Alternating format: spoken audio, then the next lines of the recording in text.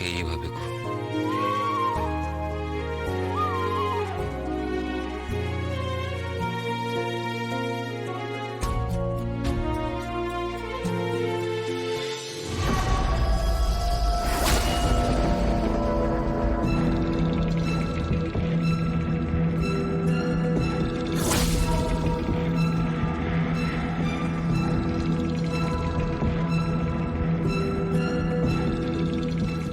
এবার সামনের লক্ষ্য বস্তুর দিকে তাকান।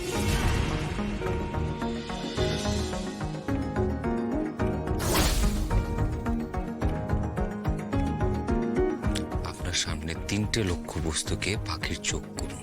কেবল তিনটে লক্ষ্য বস্তু জ্যোৎস্না। আর সেই তিনটে লক্ষ্য বস্তু আপনার তিনজন শত্রু। শরীর স্থির রেখে আপনাকে একসাথে তিন লক্ষ্যে আঘাত করতে হবে।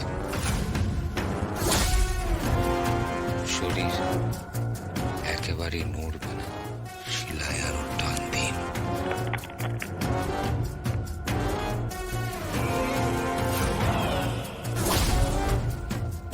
হাত স্থির রেখে কেবল তিন লক্ষ্যের দিকে চোখ রাখুন। যখন আমি বলবো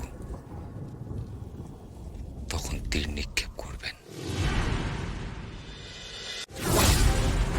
বাবা, জ্যোৎস্নাকে অস্ত্র চালানো শেখাচ্ছেন রাজকুমার বিক্রম। এত দূর এগিয়ে গেছে জ্যোৎস্না। জ্যোৎস্না, এবার তীর নিক্ষেপ